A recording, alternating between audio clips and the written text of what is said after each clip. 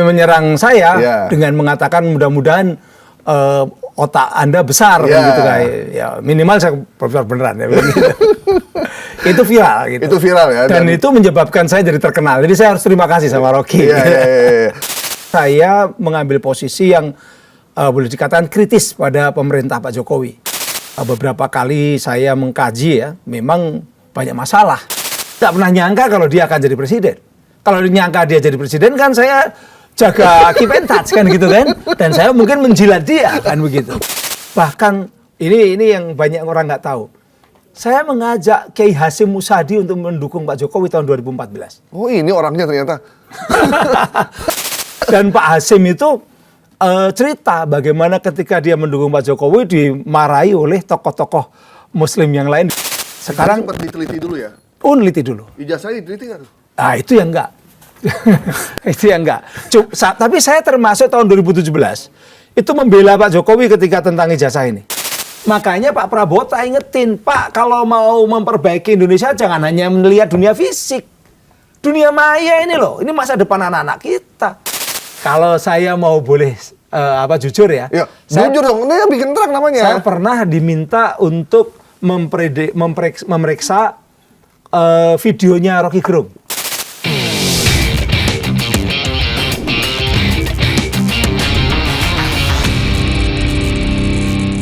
Kalau ada orang yang bisa menandingi sosok Rocky Gerung, inilah orangnya. Dan orang ini kita undang di Bikin Terang untuk ngobrolin tentang banyak hal, termasuk tentang kebijakan masa lalu maupun masa kini. Langsung saya perkenalkan, beliau adalah Profesor Henry Subiakto. Apa kabar, Prof? Alhamdulillah baik. Beliau adalah guru besar di Universitas Erlangga. Ini profesornya beneran, Prof ya? Ya, saya tidak pernah beli. Ijazah saya bukan dari Pramuka yang jelas gitu ya. Tapi bisa cek semuanya dan saya akan terbuka kalau diminta oleh publik. Oke, gitu. Jadi ijazah itu bukan sesuatu yang gitu ya, bukan suatu rahasia. Aib. Bukan satu rahasia dan bukan aib. Jadi kalau ditanya ijazahnya mana, pasti saya akan tunjukkan. Oke. Gitu. Kapan terakhir ketemu Bang Rocky? Agak lama ya. Saya mungkin kayaknya di ILC saya pernah ketemu sama dia. Di ILC. Tapi kalau sebelumnya dulu saya ini termasuk yang dapat berkahnya Rocky gitu ya. Rocky kan udah terkenal gitu kan. Banyak pendukungnya lalu dia berhadapan dengan saya di TV One kalau nggak salah. Suatu media swasta. Saya sempat viral gara-gara saya katakan kalau saya profesor beneran gitu, saya bilang begitu karena dia menyerang saya dengan mengatakan mudah-mudahan otak Anda besar gitu kayak ya minimal saya profesor beneran ya. Itu viral gitu. Itu viral ya. Dan itu menyebabkan saya jadi terkenal. Jadi saya harus terima kasih sama Rocky. Tapi hubungan sekarang udah baik dong. Oh baik, dari dulu baik. Itu kan panggung di depan televisi saja. Di belakang enggak begitu. Di belakang nggak ada masalah. Apalagi sekarang kan Prof kabarnya udah mulai mengkritik presiden sebelumnya. Udah sejak 2023. Oh, di 2023. 2023 saya mengambil posisi yang boleh dikatakan kritis pada pemerintah Pak Jokowi. Karena setelah beberapa kali saya mengkaji ya, memang banyak masalah di dalam pemerintah Pak Jokowi. Padahal dulu Prof dikenal sebagai itu loh, the guardian of Pak Jokowi. Ya pertama memang ya, siapa sih yang tidak kagum pada orang kecil. Terus terang Pak Jokowi itu kan nothing. Menjadi something, menjadi katakanlah interesting, menarik ya. Itu kan karena kemampuan dia mendapatkan dukungan publik, demokrasi. Akhirnya dia menang di Solo, menang di DKI, kemudian jadi presiden. Itu kan wah ini memunculkan harapan banyak orang bahwa di Indonesia ini tidak harus keturunan orang-orang hebat. Keturunan elit ya. Keturunan elit, tidak harus keturunan menteri atau jenderal atau presiden sebelumnya.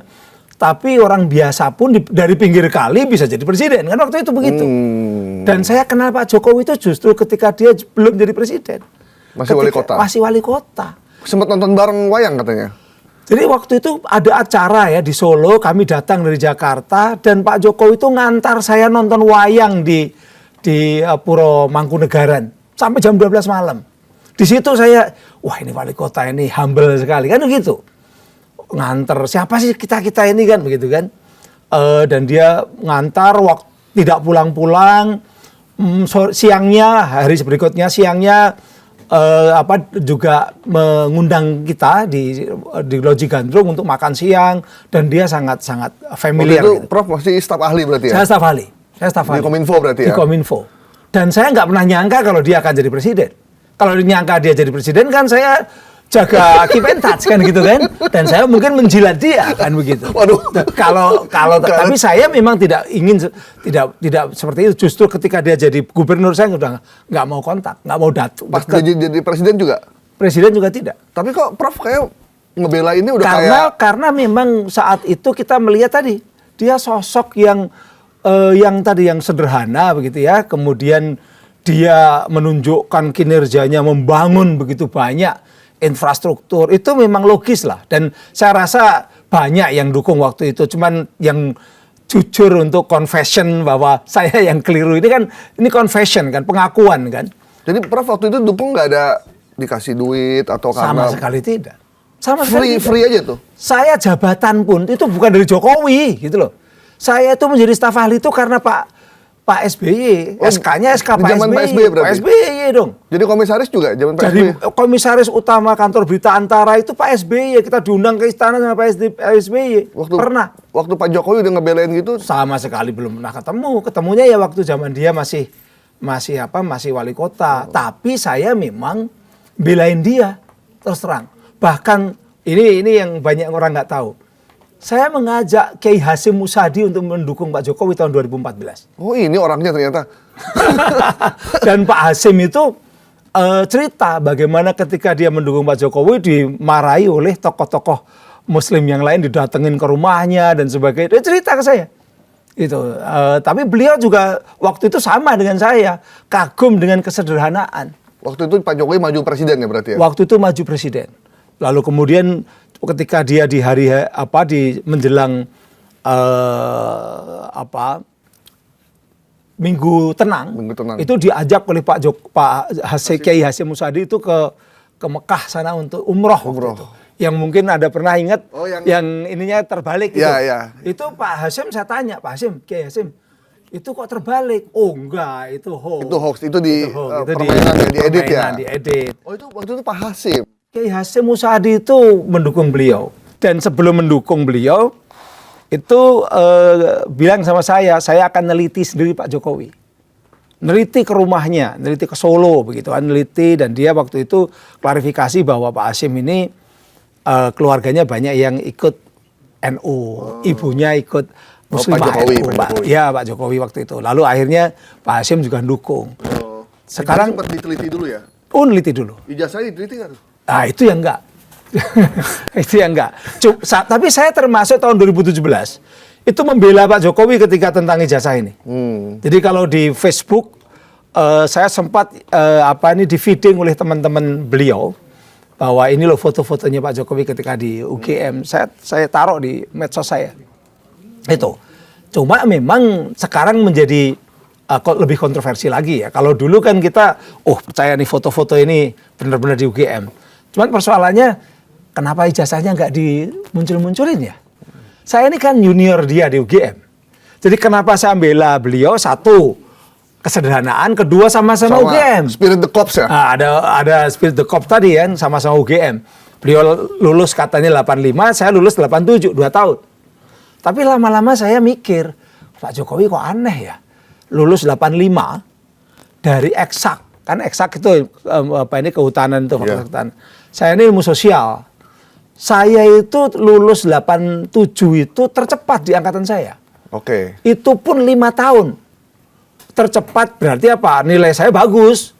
Nggak mungkin lah tercepat nilai jelek. Prof kan tadinya mendukung Pak Jokowi. Tapi sekarang karena rezimnya udah berubah atau apa nih? Atau Prof lagi butuh uang atau gimana, Prof?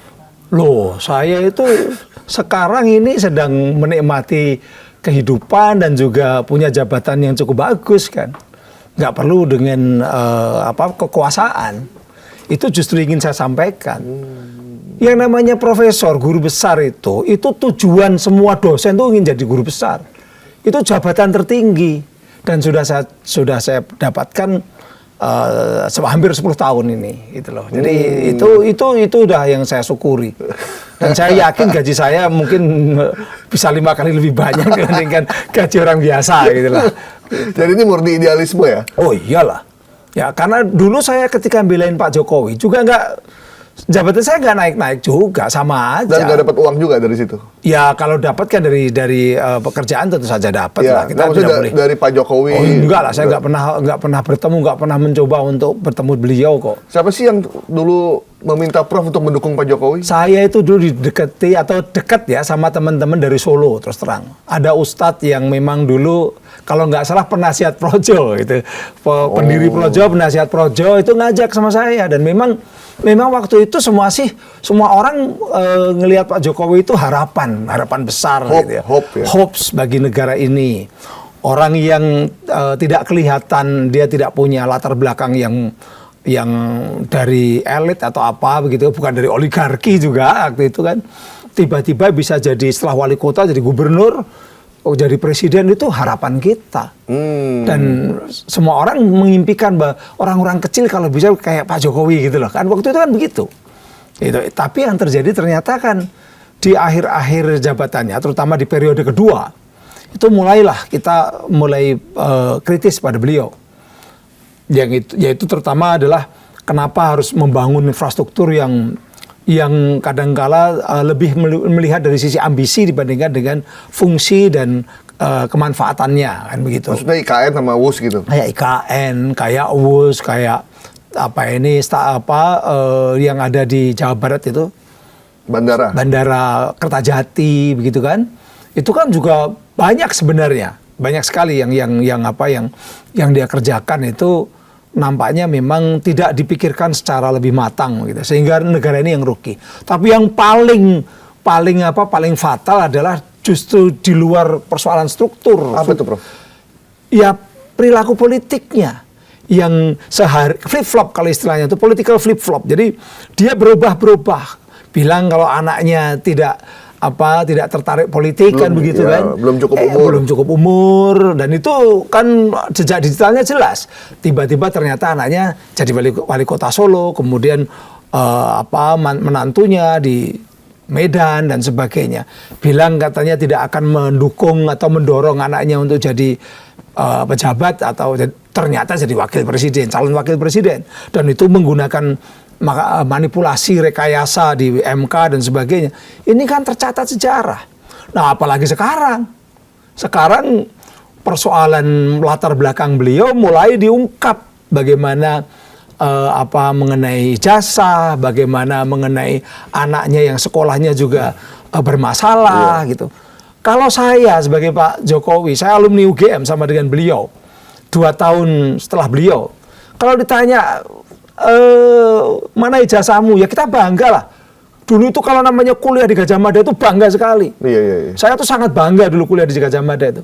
Sehingga kalau ditanya itu ya punya ijazah dulu tuh ya, karena istri saya UGM juga. Punya ijazah UGM tuh kayak ijazah masa depan gitu. Oh iyalah. Semua orang mau masuk UGM aja udah masa depan. Itu banyak orang mau nyari kita jadi menantunya kan gitu kan. UGM itu kebanggaan waktu itu. PTN Perintis 1 itu kebanggaan. Jadi kok ada orang aneh nggak mau nunjukin itu kan, ya akhirnya kami mulai hesitate juga, ragu-ragu juga. Prof, kan? emang sejak dulu Prof kenal nggak kelihatan tanda-tanda ambisi, flip-flop segala macam? Belum kelihatan, sama sekali tidak. Bahkan sangat sederhana. Pak Jokowi itu pernah cerita sama saya ketika ketemu di Solo ya, ketika mengantar nonton wayang itu sampai malam itu. Siangnya ketemu sama saya itu cerita tentang rumah di Roji Gandrung itu katanya angker, gitu kan. Lucu dia, bahwa saya pernah itu di sini malam-malam, di belakang ada wujud perempuan pakai baju putih, rambutnya panjang. Saya lari, ternyata Mas mau kemana? Ternyata istri saya. Dia ternyata begitu waktu itu. Wah, orang ini ternyata punya sense of humor gitu kan. Itu yang membuat kita ini sangat merasa bahwa ini orang sederhana, gitu ya. Tapi ternyata ketika jadi presiden kok berubah. Apa yang membuat berubah menurut Prof? Ya kekuasaan. Kekuasaan itu bisa memabukkan, kekuasaan itu juga bisa membuat orang berubah. Ada satu kritikan Prof yang menurut saya cukup tajam di luar dari infrastruktur, yaitu soal dirampasnya hak-hak kedaulatan digital masyarakat Indonesia di era 10 tahun Pak Jokowi. Apa aja tuh, Prof? Ya, saya selalu mengatakan begini, bahwa di luar sana ada Purbaya, ya, Menteri Keuangan yang mencoba untuk mengkoreksi masa lalu di bidang keuangan, di bidang ekonomi, di bidang ekspor impor macam-macam lah, apa ini pajak dan sebagainya, dia mengkoreksi. Tapi yang mengkoreksi di bidang digital ini belum ada. Nah, maka saya sebagai orang yang pernah ada di sana, saya merasa bahwa ini perlu dikoreksi. Terutama tadi bahwa kedaulatan digital kita ini lemah sekali di depan negara-negara lain atau asing. Kalau Anda pergi ke 3T, daerah 3T, katakanlah di Maluku Utara, di Papua, sangat tergantung atau sangat dekat sekali dengan layanan-layanan internasional. Misalnya Starlink. Starlink itu mahal, tapi mereka butuh. Ketika orang pernah di Jakarta, pernah di Surabaya, terus kemudian balik ke Papua, balik ke daerah-daerah 3T, mereka ingin dong bisa nonton podcast, gitu kan. Mereka ingin dong bisa WA-an dan sebagainya, bikin main konten game segala macam. Di sana sulit karena infrastrukturnya terbatas, sangat sulit. Nah, itu akhirnya apa? Mereka menggunakan infrastruktur asing. Starlink masuk dan semakin berkembang. Ketika tahun kemarin saya riset tentang itu, Starlink itu dibayar pakai dana-dana BOS, dana-dana untuk pendidikan, dibayar dengan dana desa. Jadi program-program pemerintah pusat yang sampai ke daerah-daerah terpencil itu banyak yang dipakai untuk infrastruktur. Jadi infrastruktur kita yang dulu dikatakan pemerintah bangun tol langit, ya, itu banyak yang sampai sekarang belum bisa dinikmati. Bukannya Kominfo punya itu Bakti itu, Prof, yang membangun iya Bakti. Tapi kan Anda tahu bahwa Bakti itu kan sempat direkturnya juga bermasalah. Ya kan, menterinya juga kena, kan masuk penjara, ya kan. Nah, itu akhirnya apa yang terjadi? Ini perlu teman-teman coba bagaimana di daerah-daerah 3T. Emang operator kita nggak bisa masuk yang existing sekarang ke sana? Operator itu mau masuk kalau daerahnya itu menguntungkan. Secara ekonomi menguntungkan, mereka mau masuk. Bukankah mereka ada kewajiban untuk membuat pemancar atau segala macam di satu yang wilayah? Kewajiban negara, itu namanya Universal Service Obligation pemerintah. Justru ketika mereka itu sudah diambil sekian persen, sekitar 1,5% ya, saya lupa ya, 1,5% dari pendapatan itu kemudian dikelola oleh Bakti tadi, dikelola USO tadi. Lalu operator-operator itu merasa bahwa tidak punya kewajiban lagi karena dia udah bayar 1,5 itu. Akhirnya dia hanya mau datang atau mau mengambil wilayah-wilayah yang menguntungkan secara ekonomi, yang sudah memang pelanggannya banyak. Nah, akhirnya yang di pulau-pulau terpencil itu betul-betul tergantung dari negara. Sayangnya negara, ini baru saja yang kemarin ya, proyek strategis nasional dicoretin sama Pak Prabowo. Jadi infrastruktur kita ini masih banyak yang belum selesai. Akhirnya mereka masuklah Starlink. Masuk Starlink ini dari bulan-bulan ini dari Cina juga akan masuk, yang low Earth orbit itu akan masuk. Jeff Bezos juga mungkin akan bersaing ini sama-sama dari Amerika. Emang apa bahayanya Starlink maupun yang orbit dari China itu? Starlink itu kan bukan hanya sekedar satelit. Kalau satelit biasa, yang satelit geo ya, yang kayak punyanya katakanlah Satria atau punya ada satelit Garuda kalau dulu begitu ya, satelit punyanya Telkom. Itu dia harus punya landing rate, izinnya di Indonesia. Harus ada operasional di Indonesia. Kalau Starlink itu kan kayak flying BTS, tapi sekaligus flying ISP yang terbang begitu. Nah, itu nanti membunuh BTS, membunuh ISP, bahkan dia juga punya yang namanya platform dia kan sekarang katakanlah masih Twitter kan gitu kan. Itu kan otomatis berarti sehingga negara itu tidak mampu untuk mengendalikan atau katakanlah melihat apa saja konten-konten yang ada di dalam traffic yang dipakai oleh Starlink. Berarti data semua lari ke dia. Data ke dia, infrastruktur di dia. Itu yang namanya kita tidak punya kedaulatan digital. Percakapan semua, video, gambar. Ini kedaulatan digital itu adalah kemampuan suatu negara terhadap kemampuannya untuk memiliki dan mengendalikan infrastruktur miliknya. Karena infrastruktur itu penting, termasuk tadi satelit dan sebagainya. Dulu kita mampu itu. Sekarang karena masuk seperti itu kan berarti kan tidak mungkin. Kemudian infrastruktur platform. Platform itu kan juga infrastruktur sebenarnya. Di luar infrastruktur telekomunikasi ya. Platform kita apa? Anak-anak cucu kita saja misalnya anak-anak cucu kita aja tiap hari di platform, di WhatsApp, di Google, di YouTube. Ini aja di YouTube nanti. Iya, di YouTube. Punya siapa itu? Bukan punya kita, Pak. Bukan punya kita. Data-datanya di mana? Data-datanya tergantung mereka dong. Dan karena memang regulasi kita memperbolehkan. Mereka ada di luar negeri. Akhirnya yang terjadi adalah data-data yang ada di Google, WhatsApp, Facebook, Twitter, Instagram, bahkan Shopee, bahkan yang itu adalah aktivitas kita sehari-hari. Tidak di negeri ini. Itu yang saya mengkritik itu. Ketika tidak ada di negeri ini, maka bisa dipakai oleh perusahaan-perusahaan tersebut untuk memprofiling kita maupun juga memprediksi kita, baik secara individual, kelompok, bahkan bangsa ini bisa diprediksi. Kecenderungannya apa, keinginannya apa, besok mau ngapain, kebutuhannya apa. Makanya jangan berharap bahwa ekonomi akan terus membaik kalau dunia digitalnya masih dikuasai oleh asing. Oh, sehingga kita kalau habis buka Google, terus kita buka email, kadang apa yang kita cari muncul tuh di email semua. Dan itu profiling berarti ya? Itu kan di profiling, itu juga dipakai untuk memprediksi kebutuhan Indonesia untuk katakanlah untuk sandang apa, untuk makanan apa, untuk kebutuhan-kebutuhan apa. Mereka yang bisa menggunakan data-data itu akhirnya lebih kuat dan lebih cepat dong. Makanya jangan heran kalau misalnya produk-produk Cina itu seolah-olah tahu apa yang kita butuhkan dan harganya bersaing. Itu akan meruntuhkan ekonomi kerakyatan, meruntuhkan UMKM. Karena kita mengabaikan data-data yang tidak kita kuasai tapi ada di luar negeri. Dan itu mereka olah sebagai sebuah kekuatan untuk memprediksi, bahkan bisa mempengaruhi kita berperilaku seperti apa ke depan. Prof, bukan dulu ada kewajiban buat platform asing yang beroperasi di sini datanya ada di dalam negeri? Dulu ada itu sampai dibuat tahun 2012. Ya. 2012. Ada PP 82 tahun 2012 itu memang seperti itu, ya. Tapi itu juga belum semua mau ke sini. Iya, belum semua. Tapi semua prosesnya mengarah ke sana. Prosesnya mengarah ke sini. Sampai Telkom itu menyiapkan perusahaan-perusahaan cloud waktu itu.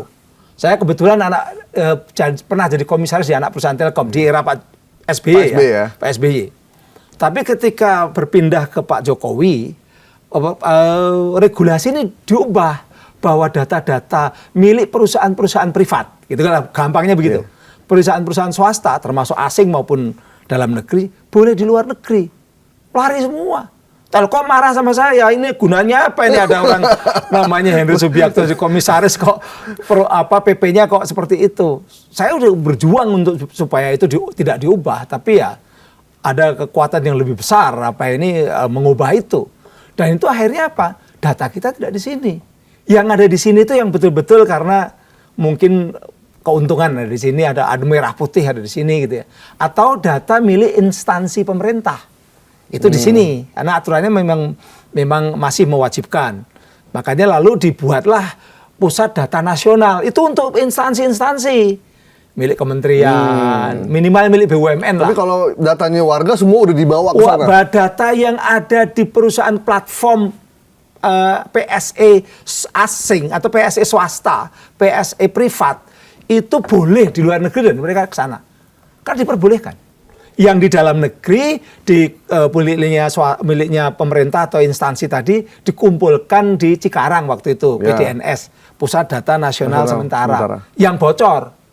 Jadi yang swasta-swasta itu di luar negeri, karena memang diperbolehkan, yang miliknya pemerintah, milik instansi di dalam negeri, dibocorkan oleh kelompok-kelompok seperti Bjorka dan lain-lain itu, hacker-hacker itu. Dan kita tidak bisa apa-apa. Anda udah pernah tahu Bjorka ditangkap atau Lockbit ditangkap kan? Nggak ada kan? Yang ditangkap ini kita Mirjani, gitu loh. Mungkin nanti yang ditangkap tuh orang-orang yang alamatnya jelas. Yang Anda kalau salah ngomong di sini bisa ditangkap. Saya juga bisa ditangkap. Tapi kalau orang-orang yang tidak perlu kelihatan mukanya, tidak pernah muncul, kemudian tidak perlu tanggung jawab, bikin akun-akun anonim, bikin konten-konten, ya konten-kontennya nggak perlu si pembuatnya itu identitasnya muncul, bisa ngerusak, itu malah nggak kena. Itu kenapa? Ya karena memang negara kita ini nggak punya kedaulatan digital tadi. Mau nyari, polisinya mau nyari dari mana? Itu kan kesulitan. Saya pernah lapor Bareskrim tentang akun anonim, akun yang followernya banyak, saya laporkan. Sebenarnya saya itu ngetes Bareskrim bisa nggak? Dia bilang hanya kami nggak bisa karena kalau mau nangkep orang juga nggak mungkin kan? Ini siapa? Artinya apa? Artinya memang negara ini seringkali tidak mampu untuk menegakkan hukum. Gitu loh. Termasuk sebenarnya kalau mau kita lebih fair, kita juga belum mampu untuk take down langsung. Jadi kalau misalnya take down judi online, itu bukan pemerintah yang take down. Itu siapa? Tapi kalau dia ada di situs, pemerintah bisa minta kepada perusahaan-perusahaan ISP tadi. ISP-nya yang kemudian pemerintah itu ya kirim email ke ISP, tolong ini di take down, ini di take down kan gitu kan. Jadi baru mereka yang take down. Mereka yang take down. ISP di Indonesia ini ada sekitar 1.400 sekitar 1.400 perusahaan. Jadi ada yang gede-gede kayak Telkom itu kayak punya ada yang gede-gede ya punya Telkom, punya Telkomsel, punyanya Indosat yang gede-gede, tapi ada yang kecil-kecil di daerah-daerah. Itulah kenapa situs judi online nggak bisa diberantas, salah satunya karena itu. Salah satunya karena itu, tapi juga situs judol ini seringkali ada di platform global. Misalnya, saya kemarin tuh buka Twitter aja. Twitter tuh ada akun, gambarnya wanita cantik, saya buka, nanti kalau dicari di Twitter, itu ternyata di dalamnya itu judul permainan judi online dan sebagainya. Nah itu nggak bisa di take down, kecuali yang take down Twitternya sendiri. Gitu kan? Nah Twitter itu dia independen secara internasional. Yang minta supaya akun-akun yang ada di Twitter tuh di take down, konten di take down tuh ratusan negara Mas, tidak hanya Indonesia. Jadi misalnya yang minta Malaysia minta, Saudi Arabia minta, Indonesia juga minta. Karena kan mereka kan tiap-tiap negara punya masalah sendiri-sendiri kan kontennya kan. Sehingga sebenarnya bukan kita langsung take down. Ini perlu dijelaskan ke publik. Biar publik tahu publik tuh nggak ada namanya pemerintah langsung take down sendiri tuh nggak ada. Pasti minta tolong. Dia hanya kirim email ke perusahaan ISP. Nah, kalau ISP bisa men-take down itu yang situs-situs. Ada situs bisa di take down. Kalau ini saya lagi buka aplikasi sport bola. Begitu kita buka langsung win bla bla bla, menang pertama di Indonesia, dapat 50 juta. Itu platformnya dari mana? Asing. Itu nggak bisa juga pemerintah langsung blokir, nggak bisa. Tapi dia harus minta kepada platform asing ini. Itu. Nanti tergantung platform asing itu. Makanya dulu kan platform ini harus daftar.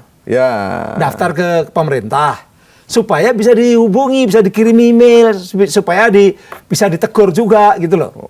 Tapi pemerintah itu nggak punya kemampuan untuk blokir langsung. Kemampuannya hanya menghubungi, kirim email, ketika tidak dilaksanakan, nah dia baru memberikan peringatan. Ini Prof, saya ketik di Google ya, saya ketik satu kalimat yang memang udah terkenal gitu, gacor atau apa, itu semuanya muncul di sini loh Prof, dengan situs-situsnya. Iya. Ini nggak bisa kita take down. Itu yang saya katakan negara kita tidak memiliki kedaulatan digital. Jadi apa yang mesti dilakukan biar kita punya kedaulatan digital? Pertama kesadaran dulu dong. Ini bapak-bapak atau kita ini yang nasionalisme tinggi kan banyak nih. Banyak. Yang mau angkat senjata kalau pulau kita ada yang direbut asing kan begitu. Wah, kalau pulau direbut asing, pokoknya sejengkal tanah itu darah akan kita teteskan kan begitu. Tapi ini dunia digital kita, yuridiksi yang ada di dunia digital, itu hukumnya yang berlaku bukan hukum Indonesia, setengahnya begitu. Dia baru berlaku hukum Indonesia kalau orangnya itu memang muncul orangnya ada identitas tadi. Bisa dicari di dunia fisik sama polisi. Bisa digerebek ya? Bisa digerebek. Itu harus hati-hati kalau gitu. Tapi persoalannya adalah justru terjadi inequality, ketidakadilan. Orang yang berani muncul secara terang-terangan ngeritik pemerintah karena undang-undang ITE Adil Fitru itu kan. Sementara yang sebenarnya benar-benar melanggar bahkan membahayakan kedaulatan negara dan sebagainya, adu domba dan sebagainya, tapi pakai akun-akun yang tidak jelas itu aman-aman saja. Inilah akhirnya apa? Mengajarkan kepada rakyat, kepada anak-anak muda, kepada Gen Z, udahlah jangan jujur. Jadi sistem kita ini mengajarkan kepada anak-anak untuk jangan jujur kalau di dunia digital. Supaya bikin akun yang abal-abal. Jadi makanya banyak orang punya second account. Yang satu yang bagus-bagus. Yang bagus-bagus untuk yang ngerti-ngerti, yang hajar-hajar, yang iya, yang satu yang asli itu untuk pencitraan. Kayak Pak Jokowi begitu. Yang tidak asli baru itu untuk yang benar-benar istilahnya itu digital rich, kemarahan di situ. Ngomong jorok di situ. Itu yang terjadi. Jadi tadi kan berarti sebenarnya kita nih udah dijajah secara digital ya. Jadi bukan cuma sejengkal tanah kita. Udah setengah tanah digital kita udah dikuasai oleh mereka. Kalau data sudah ada di sana itu dijajah atau tidak? Iya, dijajah. Dengan data yang ada di sana berarti semua perilaku kita bisa diketahui, bisa diprediksi. Itu yang pertama. Yang kedua, ketika di wilayah tempat anak-anak kita hidup, termasuk kita hidup, yaitu dunia digital. Kan sekarang ini kita hidup di dunia digital. Sekolah sudah pada online kan begitu, cari kerjaan atau bekerja di online. Itu banyak yang tidak menggunakan regulasi dan tata nilai Indonesia. Berarti kita dijajah enggak? Iya. Kita di rumah ngasih tahu anak-anak kita jangan membuat malu gitu. Keluarga. Harus jaga kesopanan dan sebagainya. Tapi di dunia digital dia dihadapkan dengan begitu banyak pornografi, caci maki, judi online, penipuan online, gambar-gambar seksual, gambar-gambar yang tidak pantas ataupun juga macam-macam. Tata nilai kita tidak berlaku seolah-olah di situ. Iya, jadi serem ya. Loh, memang iya.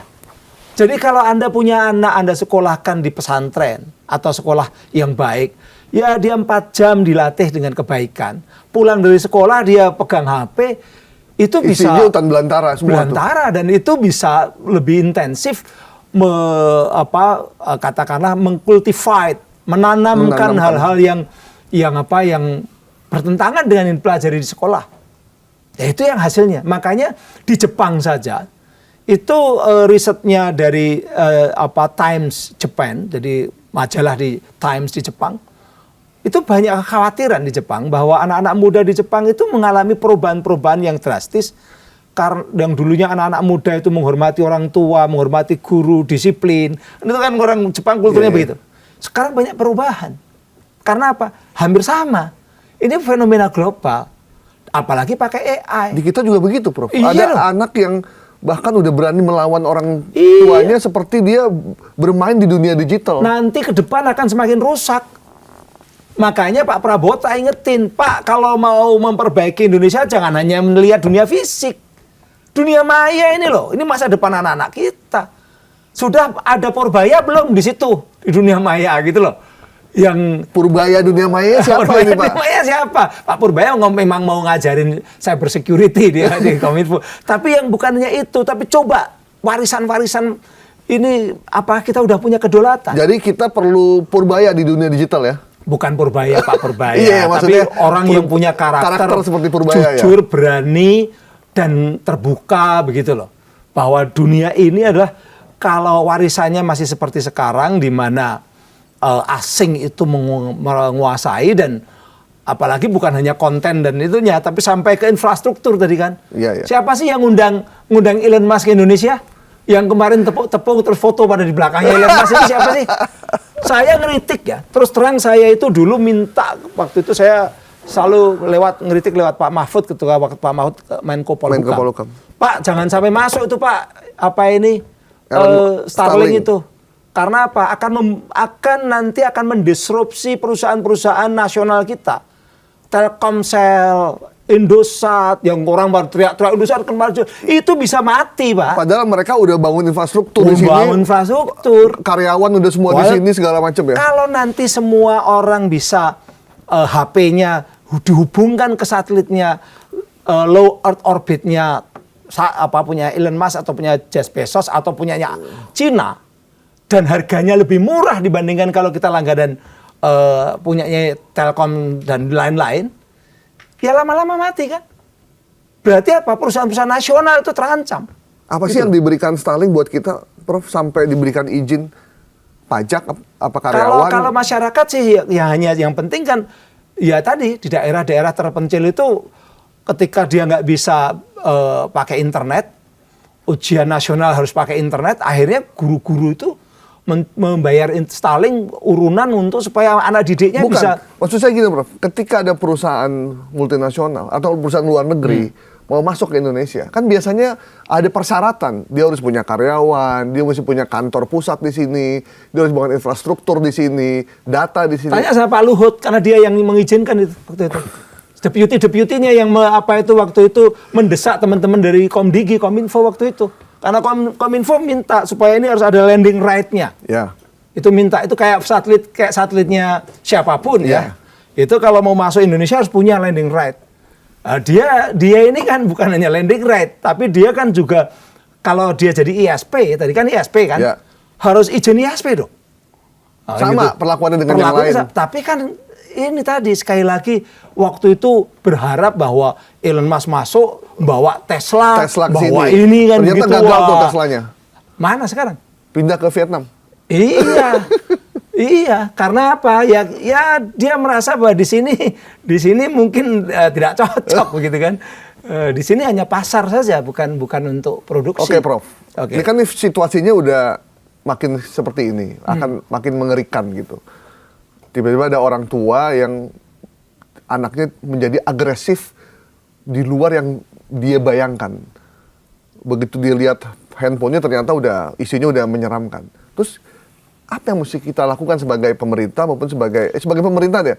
Apa pemerintah kayaknya ragu melakukan? Apa kita harus melarang atau memberikan aturan yang lebih ketat? Karena di beberapa negara, misalkan di China atau di Jepang gitu ya, bahkan untuk influencernya aja itu harus punya sertifikat untuk ngomong hal-hal yang spesifik, kedokteran, kemudian ada terkait dengan saintifik. Jadi nggak bisa tuh sembarangan orang ngomong cara menyembuhkan tanpa dia punya sertifikat, dia memang punya ahli di bidang itu. Nah kalau di kita, everything is okay, semuanya dibolehkan. Orang ngomong apa, semua. Ya, pertama sebenarnya kita tuh dulu juga punya pikiran ya. Tahun 2016 sebenarnya ketika saya jadi ketua Panja Undang-Undang ITE itu ada pasal yang dibuat oleh negara, pemerintah dan DPR kan, negara. Pasal 40 ayat 2A bahwa pemerintah tuh wajib mencegah peredaran informasi elektronik, peredaran dan penggunaan informasi elektronik yang melanggar perundang-undangan. Saya tanya sekarang, penipuan melanggar perundang-undangan enggak? Iya dong. Melanggar. Tapi kan masih nggak bisa dicegah. Wah, banyak. Ya kan? Padahal itu udah dibuatkan regulasinya itu. Bahkan juga diberi kewenangan untuk take down atau menutup akses itu ada. Nah sayangnya memang pertama tidak mampu, regulasinya sudah ada tapi tidak mampu diterapkan. Kenapa? Karena kita ini sering regulasi dan penegak hukum itu lebih minta pertanggungjawaban pada individu. Jadi kalau ada konten-konten bermasalah yang dicari individunya. Individunya kena ITE, dicari-cari kan kadang-kadang pasal-pasal ITE-nya nggak cocok, ditarik-tarik kan begitu. Padahal harusnya seperti yang terjadi di India, terjadi di Uni Eropa, bukan individunya, tetapi adalah platformnya, perusahaannya. Itu yang dimintai pertanggungjawaban. Dia harus memoderasi, dia harus menjadi gatekeeper. Kalau istilah media gatekeeper. Gitu. Dia ikut memelototi konten yang ada di platform mereka. Jadi mereka nggak bisa bilang kan kita cuma penyedia konten. Nggak bisa. Itu namanya tidak tanggung jawab kan begitu. Dan itu di beberapa negara udah dibuat. Itu namanya ada DSI, ada yang di Eropa, di India itu tahun 2023 tuh regulasi sampai harus di take down dalam waktu maksimal 36 jam. Ketika pemerintah melihat ada konten-konten yang bermasalah yang melanggar undang-undang mereka, harus di take down. Jadi yang take down ini adalah perusahaan tadi. Dan menjadi kewajiban kalau mereka tidak mau take down, baru kemudian kena denda. Kalau mereka udah didenda masih terus aja melanggar, mereka harus tegas kita larang untuk platformnya di sini, di negara ini. Kita punya 300 juta loh, apa ini penduduk, artinya kan hampir sama dengan Uni Eropa 400, selisihnya sedikit kan. Ini kan kekuatan pasar sekaligus kekuatan kalau mereka tidak mau mengikuti kita, kehilangan 300 juta. Ada seorang menteri yang ngomong ke saya bahwa gimana ya caranya men-take down informasi hoax yang ada di YouTube. Karena saya bingung caranya. Dan katanya harus ngirim surat, prosesnya panjang, dan nggak bisa di-take down. Iya, makanya justru ini kita perlu belajar dari ini saya. Jadi regulasi di Uni Eropa itu memastikan supaya konten-konten bermasalah termasuk hoax itu harus dibersihkan oleh platformnya. Kalau mereka masih menyebarkan hoax dan hoax itu merugikan bangsa Uni Eropa, bangsa Eropa yang 400 juta tadi, maka regulasi itu memberikan kewenangan pada negara-negara yang ada di Uni Eropa. Ada 27 negara.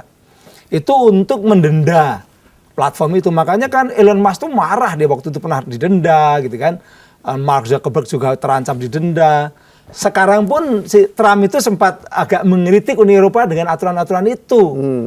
Kalau Trump kan sama kita kan seneng. Karena kita berbaik-baik dengan mereka. Bahkan data-data kita boleh dikatakan tadi setelah dikuasai secara model bisnisnya memang dikuasai mereka, surveillance capitalism. Kemudian seolah-olah dibolehkan, diresmikan dengan negosiasi kemarin. Kan begitu. Itu kita terlalu baik gitu loh. Tapi kita bisa nggak melakukan pengetatan aturan seperti itu? Bisa dong. Kita bisa. Pertama, regulasi harus jelas. Harus ada yang namanya data localization policy. Kebijakan data harus dilokalisasi. Dilokalisasi mana? Di Indonesia. Indonesia kan besar.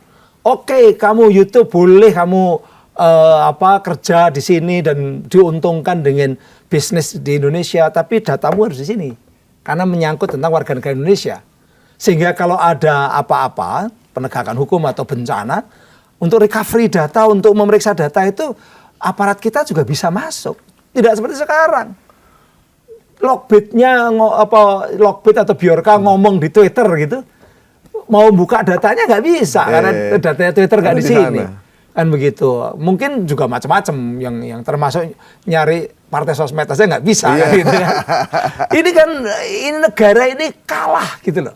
Negara ini nggak punya, terlepas persoalan politiknya ya, tapi negara itu harus mampu biar presidennya juga nanti bertanggung jawab kepada untuk benar-benar untuk kepentingan publik. Apalagi Prof, selain regulasi yang jelas? Regulasi data localization, kemudian tadi memberikan semacam reward dan punishment pada perusahaan-perusahaan digital. Bukan seperti sekarang baru ITE-nya doang. ITE berguna, bermanfaat, tapi juga jangan disalahgunakan kan begitu. Kemudian tadi yang berikutnya adalah digital sovereignty atau kedaulatan digital yang terkait dengan selain data, infrastruktur, cyber security juga. Itu harus betul-betul berada dalam kontrol bangsa ini. Bangsa itu kan tidak harus negara, tidak harus pemerintah, tapi juga perusahaan. Nah, kita ini kan sekarang kan tergantung sama perusahaan-perusahaan asing semua.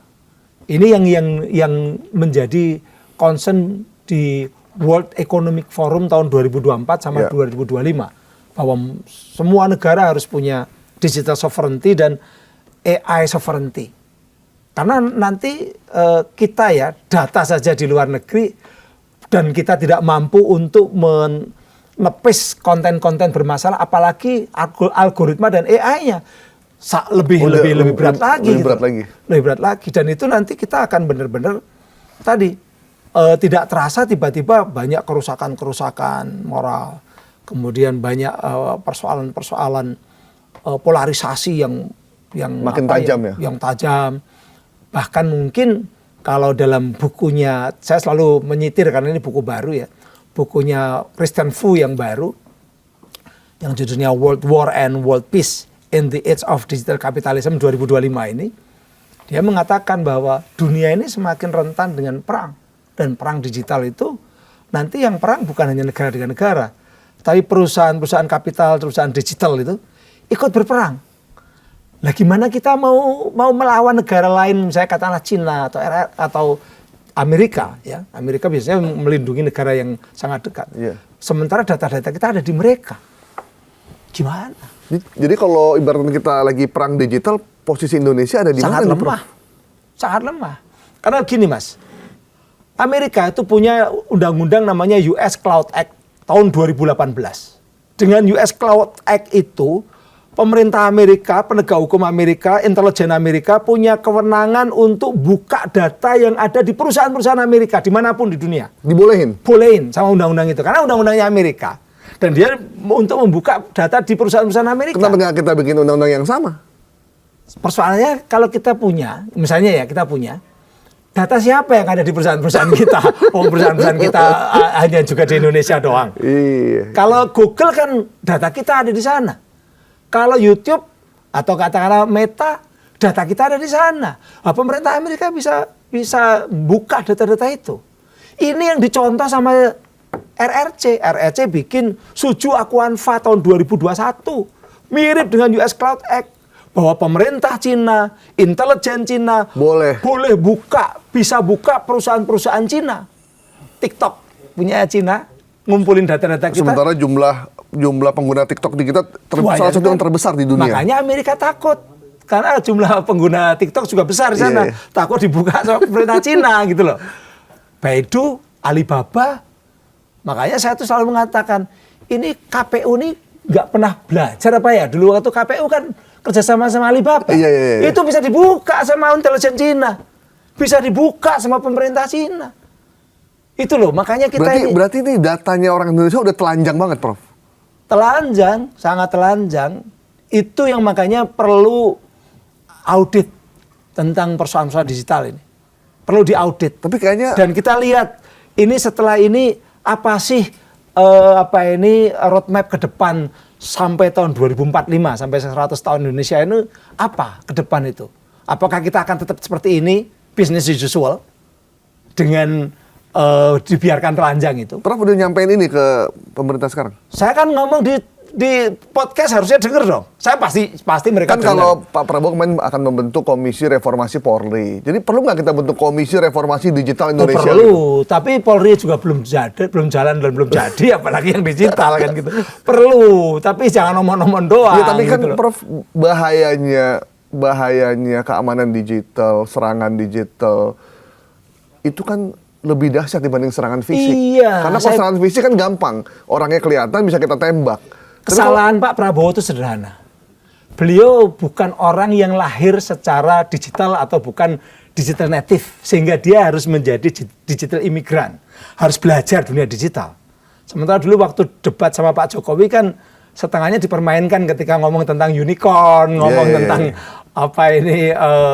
tol langit dan sebagainya. 2014, 2019 ya. 2019 Artinya beliau ini perlu belajar tentang digital.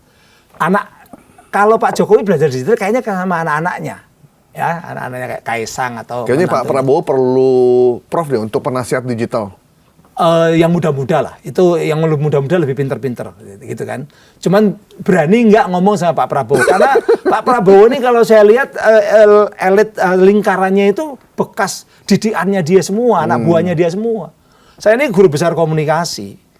Di dunia komunikasi Indonesia itu paling sulit yang bottom up. Komunikasi bottom up. Jadi ngomong ke menteri, ngomong ke presiden itu boleh dikatakan bisa 10% saja. Itu sudah sangat bagus. Biasanya nggak sampai 0, berapa. Iya. Yang banyak adalah top down. Sehingga yang bisa itu hanya orang-orang dekat. Tapi kalau orang-orang dekatnya sendiri juga hanya yes man, semuanya adalah yes sir, siap sir, kan gitu kan. Ya akhirnya yang terjadi adalah yaitu kita tidak ada visi yang mencerahkan kepada beliau. Makanya ya podcast ini mudah-mudahan bisa sampai lah. Tapi kan gini Prof, faktanya memang sekarang masyarakat kita sudah menggunakan teknologi informasi. Handphone udah menjadi second kehidupan. Jadi orang bangun tidur, dia bukan menyapa pasangannya, dia menyapa handphonenya untuk melihat apa yang terjadi dan apa yang sedang ingin dia lakukan gitu kan. Bukan lagi istri kedua tapi istri pertama sekarang itu handphone itu. Bahkan karena jadi ambil tidur handphonenya di sebelah kanan, begitu bangun itu yang dilihat.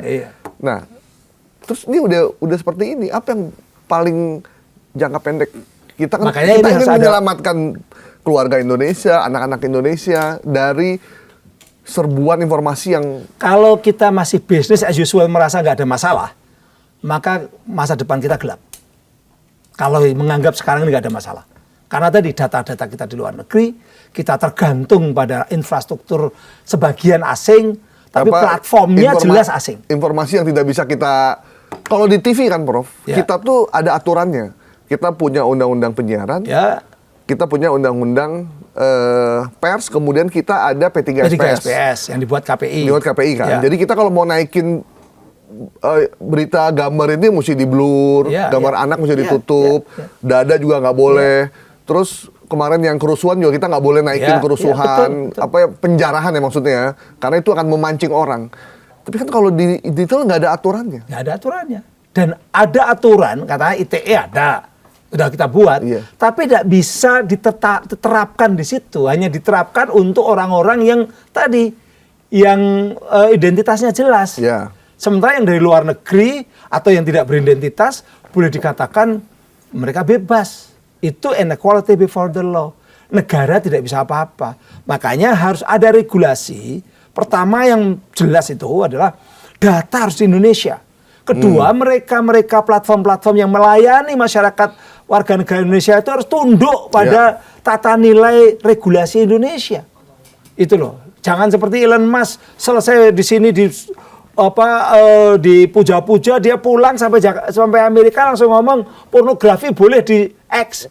Di sini kan X-nya banyak sekali. Banyak sekali. Kan gitu kan? Itu kan berarti mengabaikan regulasi. Dan itu benar-benar kita tidak dihargai oleh mereka. Tidak dihargai. Prof, undang-undang yang kita punya ITE cenderung hanya menyasar mereka yang berseberangan dengan pemerintah. Sementara untuk urusan-urusan yang lain itu tidak pernah digunakan. Contoh kasus Del Pedro misalkan, yang tiba-tiba dianggap konten yang dia unggah itu dianggap memancing orang untuk kerusuhan. Prof setuju dengan itu? Kalau itu tidak hanya ITE. Jadi problema penegakan hukum kita itu hampir semua undang-undang itu dipakai untuk hal-hal yang sesuai dengan kepentingan. Jadi undang-undang tipikor ya juga kadang-kadang kena orang-orang yang sebenarnya nggak terlalu korupsi atau korupsinya masih abu-abu, belum udah ditahan, kan begitu kan? Sementara orang yang jelas-jelas korupsi ratusan triliun masih bebas. Artinya kan bukan hanya ITE. Itu berarti regulasi ini seringkali digunakan sesuai dengan kepentingan, menjadi political engineering, tools of political engineering. Regulasi termasuk ITE. Saya ini termasuk ikut di dalam pembuatan regulasi ITE karena pernah jadi ketua Panja tahun 2016. Kemudian membuat regulasi-regulasi turunan, bikin SKB 3 menteri dan sebagainya. Waktu revisi yang kedua juga saya terlibat walaupun tidak selesai. Di Mahkamah Konstitusi saya 4-5 kali jadi ahli untuk bagaimana supaya ITE diberi makna yang benar. Termasuk terakhir yang kemarin yang tidak boleh mengkritik presidennya. Yang harus kritik itu baru kena kalau ngeritik orang, seseorang atau pribadi, bukan institusi. Itu saya tanggal 17 Desember saya yang jadi ahli di Mahkamah Konstitusi sama persis dengan keputusannya. Artinya saya ikut terlibat. Tetapi di dalam kenyataannya ITE itu seringkali memang betul sama dengan undang-undang yang lain dipakai untuk kepentingan politik. Ini saya masih nangani satu kasus di Pengadilan Negeri Jakarta Utara. Whistleblower, artinya orang yang tahu ada korupsi, dia itu lapor ke kejaksaan, lapor ke KPK, sama sekali tidak ditindaklanjuti. Bahkan pernah diviralkan juga, pernah viral dulu. Karena memang ada dulu Jaksa Agung yang sampai mencekal pelaku yang dilaporkan itu. Tapi setelah jaksanya ganti, hilang lagi. Gitu kan? Akhirnya whistleblower ini muncul di podcast. Podcastnya Rudy Kamri. Ya, podcastnya Rudy Kamri. Salah satu pendukung Jokowi dulu ya? Rudy Kamri ya. Muncul di podcastnya Rudy Kamri. Sekarang dua-duanya nih. Dua-duanya sedang bisa dikena pidana. Yang whistleblowernya sudah diputus 10 bulan tahanan. Apa pidana? Pidana 10. Kemudian Rudy Kamri belum diputus. Coba sekarang mengkritik atau katakanlah membuka yang namanya korupsi, yang kita tahu korupsi memang merajalela, bukan korupsinya yang kemudian ditangani, tetapi orang yang membuka, yang mengungkap di publik, yang kemudian ditangani. Padahal di Undang-Undang Tipikor itu ada negara itu menjamin mereka yang berpartisipasi dalam berpartisipasi dalam untuk mencegah dan mengungkap korupsi gitu. Korupsi. Tapi nyatanya kena ITE. Saya udah ngomong di depan hakimnya manggut-manggut, tanya macam-macam, dihukum juga. Gitu loh.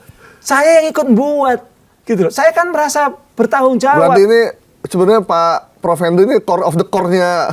Saya ikut memberikan makna dan sebagainya ya, ikut membuatnya, Tapi yang terjadi kan kok pelaksanaannya kok seperti ini. Jadi sangat tergantung dari para penegak hukumnya. Sebenarnya ya kasus yang terbaru Del Pedro nggak layak tuh untuk sama. Del Pedro itu kan ditahan kan? Ya. Ditahan itu berarti sanksi hukumnya kan lebih dari 5 tahun kalau ditahan itu. Yang pasal yang sanksi hukumnya lebih dari 5 tahun yang dikenakan Del Pedro itu dia dianggap menyebarkan berita bohong yang memunculkan kerusuhan. Sekarang saya mau tanya, berita bohong yang mana? Yang bikin rusuh itu berita bohong yang mana?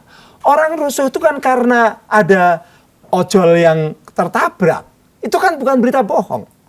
Tapi dia dicari-cari. Kira-kira apa yang kira-kira bisa dianggap sebagai berita bohong. Padahal marahnya masyarakat itu karena lebih pada tertabraknya ojol itu yang kemudian terjadi. Sebelumnya kan demo-demo biasa saja. Dan demo-demo itu bukan karena berita bohong, tapi karena keadaan ekonomi, kesulitan-kesulitan yang sekarang ditangani oleh Pak Purbaya.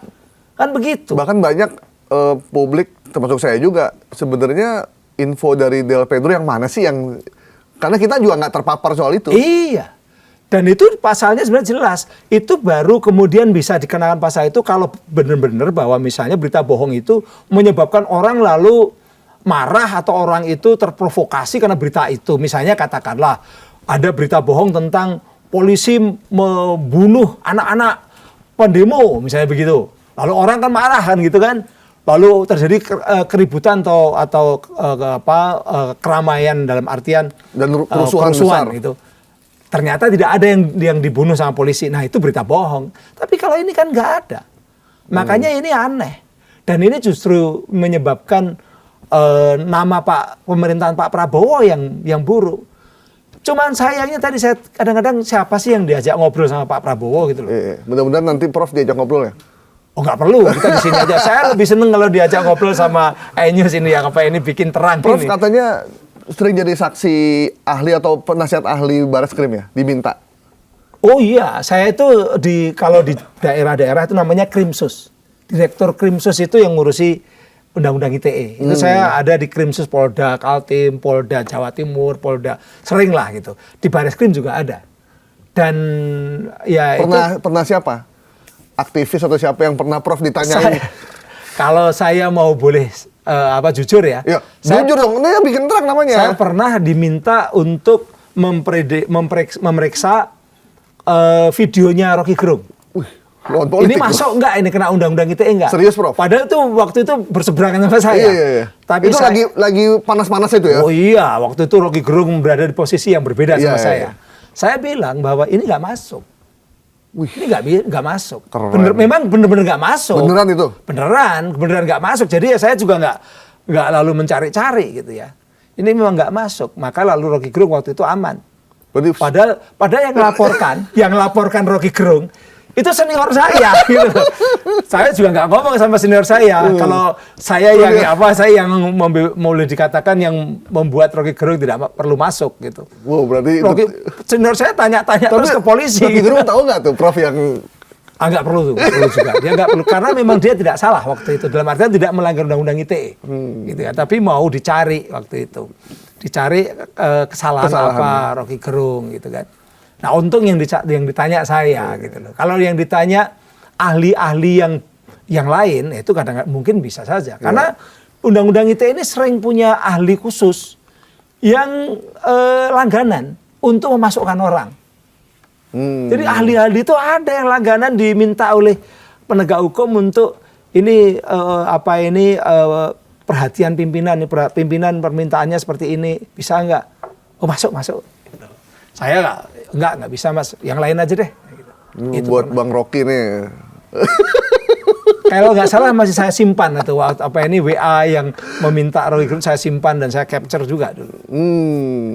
Jadi nggak masuk, saya bilang gitu. Meskipun bermasalah secara dalam diskusi, tapi begitu urusannya udah terkait dengan keilmuan, objektif. Saya komitmen saya pada undang-undang ini jangan dipakai untuk nangkepin orang. Memang waktu itu bukan tidak seperti itu gitu loh. Jadi bukan karena saya kasihan sama Rocky Gerung, bukan, atau cinta sama Rocky Gerung, bukan. Tapi undang-undangnya memang tidak seperti itu. Jadi jangan dipaksakan gitu. Minimal Rocky Gerung harus tahu ini Prof beneran kalau kayak gini. Asli, Prof. Saya sudah ngomong di depan dia. Saya kagum loh sebenarnya. Walaupun biasanya kan, wah ini Rocky nih.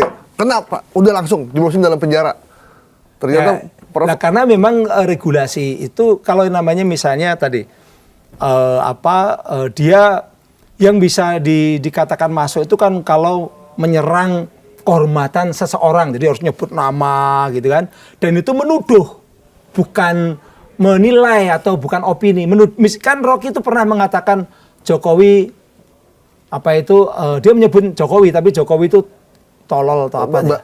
Bajingan tolol. Bajingan tolol itu bukan menuduh, itu menilai. Bajingan tolol, bajingan baik, bajingan pinter, bajingan ganteng. Oh, itu menilai. Itu menilai, itu nggak bisa kena. Tapi kalau Jokowi nyuri uang saya, itu menuduh. Itu Jokowi bisa lapor atau mengadu bahwa saya dituduh nih. Gitu. Tapi kalau disebut bajingan hitam atau bajingan tolol, bajingan pinter, itu menilai. Itu nggak bisa masuk. Karena opini, menilai itu kan opini. Opini itu tidak bisa dipidana. Nah, itu seperti itu yang waktu itu saya. Ini nggak masuk ini. Gitu loh. Dan memang negara kita ini sebenarnya memang sudah didesain oleh para founding father untuk kebebasan berpendapat. Pendapat itu, ya opini kan pendapat itu, verbal expression of attitude, sikap yang diekspresikan secara verbal. Kalau saya nggak suka, itu hak. Saya benci, itu juga hak. Ketika diekspresikan, oh nyebelin tuh orang, jelek itu pengusaha hitam, itu opini gitu loh. Itu pendapat. Termasuk kita bilang orang itu ganteng, orang itu bagus, itu kan pendapat juga kan? Ini si Rudy Kamri itu kena gara-gara ngomong pengusaha hitam. Itu kalau sampai kena itu berarti hakimnya goblok banget. Karena pengusaha hitam, pengusaha putih, pengusaha kuning itu opini. Gitu loh. Tapi kalau dia ngomong pengusaha itu nyuri sekian triliun rupiah misalnya begitu, nah itu lain. Itu namanya dia menuduh. Tapi kalau pengusaha hitam atau Cina putih, Cina hitam gitu, itu juga opini gitu loh. Berarti saya pengen menilai Prof Hendy sebagai Prof paling keren yang pernah saya kenal. Mau ngomong keren, mau ngomong keren, mau ngomong jelek, itu opini, nggak bisa. Walaupun menyakitkan, tapi itu hanya melanggar etika, bukan hukum. Dan etika tidak bisa dipidana ya? Etika tidak bisa dipidana. Itu yang kadang-kadang orang Indonesia ini mau menghukum. Sedikit dia merasa nggak seneng, dihukum. Kayak anak mahasiswa ITB yang membuat meme Jokowi sama Prabowo ciuman itu. Itu melanggar etika. Itu bukan melanggar undang-undang ITE, sekali lagi. Itu melanggar etika. Bahwa pimpinan kok dibuat kayak gitu itu melanggar etika, melanggar moral gitu ya. Tetapi dia bukan melanggar undang-undang ITE, karena undang-undang ITE tidak seperti itu. Undang-undang ITE memang melarang orang membuat konten yang melarang informasi elektronik itu diubah-ubah seolah-olah asli. Betul. Tapi bukan itu maksudnya. Yang nggak boleh diubah-ubah seolah asli adalah ini informasi elektronik yang ada di laptop saya atau itu nggak boleh Anda lewat pakai komputer ngubah-ngubah di situ. Ngerubah, password saya dirubah, tulisan saya diambil, dirusak, nggak boleh. Itu properti saya. Tapi kalau foto saya yang ada di Facebook, tersebar di dunia maya, dikasih kumis, jadi kayak kucing, itu bukan yang dilarang ITE. Itu adalah tadi hanya etika saja gitu loh. Ini kadang-kadang ada polisi nganggap itu interpretasi ITE, yang buat ITE kita kok interpretasi ngawur. Dan itu yang namanya opini tidak boleh dihukum. Oke.